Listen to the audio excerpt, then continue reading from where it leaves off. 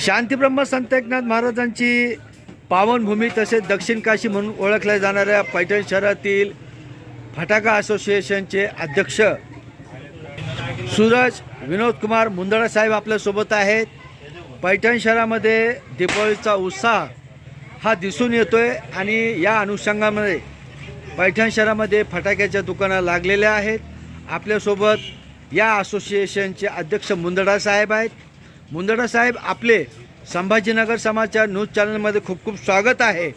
सर्वात महत्त्वाचा पहिला मुद्दा असा की आपण दीपावलीनिमित्त काय संदेश देणार?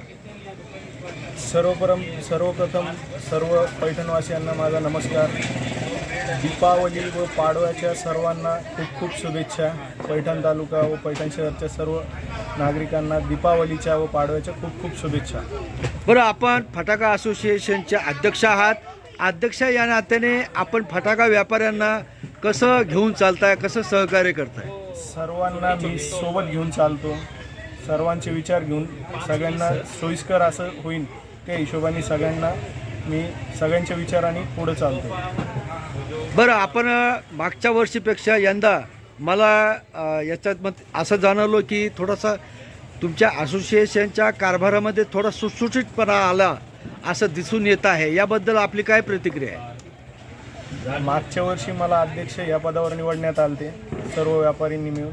त्या हिशोबाने मी सर्वप्रथम सर्वांचे आभार व्यक्त करतो व सर्वांनी दिलेल्या सहकार्यामुळे मी भरपूर काही चेंजेस केलेले आहेत, त्यामुळे सर्वांना त्याचा फायदा झालेला आहे।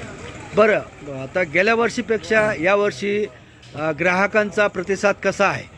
गेल्या वर्षीपेक्षा ग्राहकांचा प्रतिसाद साहजिक कमीच आहे, कारण की पैठण शहरमध्ये पूर आलता हो व पैठण तालुक्यामध्ये अतिवृष्टी झाल्यामुळे ग्रामीण मध्ये आणि तालुका शहरामध्ये भरपूर काही नुकसान झाल्यामुळे पैठणचे फटाक्या दुकानाचं भरपूर म्हणजे सर्व व्यापाऱ्यांचं कमीच बिझनेस होतो। म्हणजे विक्री आहे पण तितक्या प्रमाणात नाही असं तुम्हाला सांगायचं आहे? 70% विक्री आहे अच्छा, मागच्या वर्षी। बर। आणि आपण त्याच हिशोबानं मग खरेदी कशी केली? मग खरेदी तर आम्ही भरपूरच 100% केलेली आहे, पण आजच्यापर्यंत तरी ग्राहक फार कमी आहे।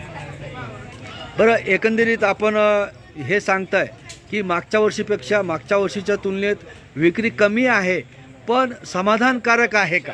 समाधानकारक तर आहेच, समाधानकारक राहावं बी लागेल। कारण लोकांचा कसं असतं की लोक सण करायचं म्हणल्यावर ऋण काढून तरी सण ते करतात, त्याच्यामुळं फटाक्याला थोडीशी विक्री राहणारच आहे। आणि आता आपण शेवटचं ग्राहकांना, समस्त जनतेला काय आवाहन करणार? सर्वप्रथम कसं आहे की पैठण शहरामध्ये सर्व ग्राहकांना एक विनंती आहे की आपलं ऑनलाईन फटाके मागवण्यापेक्षा, बाहेर जाण्यापेक्षा पैठण शहरात तुम्हाला एकदम रिजनेबल होलसेल रेटमध्ये, व्यवस्थित रेटमध्ये इथं तुम्हाला फटाके मिळतील। पहिले तुम्ही भरोसा ठेवून व्यापाऱ्यांकडे जा, हेच एक तुमच्याकडे विनंती करतो व सर्व जनतेला परत एकदा शुभ दीपावली, पाडव्याच्या खूप खूप शुभेच्छा देतो।